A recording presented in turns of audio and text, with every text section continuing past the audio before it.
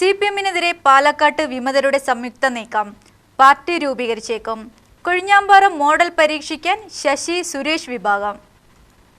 പാലക്കാട് ജില്ലയിൽ സിപിഎമ്മിന്റെ കുത്തക സീറ്റുകളിൽ അട്ടിമറി വിജയത്തിന് പിന്തുണയുമായി സിപിഎം വിമതർ.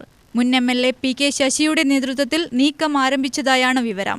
കൊഴിഞ്ഞാമ്പാറയിലും മണ്ണാർക്കാടും വടക്കഞ്ചേരിയിലും തദ്ദേശ തെരഞ്ഞെടുപ്പിൽ പയറ്റിയ അതേ തന്ത്രമാണ് വരുന്ന നിയമസഭാ തെരഞ്ഞെടുപ്പിൽ പയറ്റാനൊരുങ്ങുന്നത്.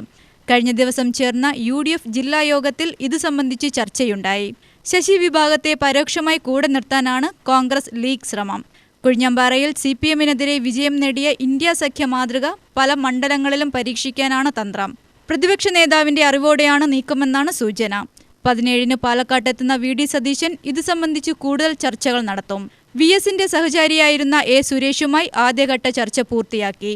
മലമ്പുഴ മണ്ഡലത്തിലാണ് സുരേഷിന്റെ സേവനം തേടുക.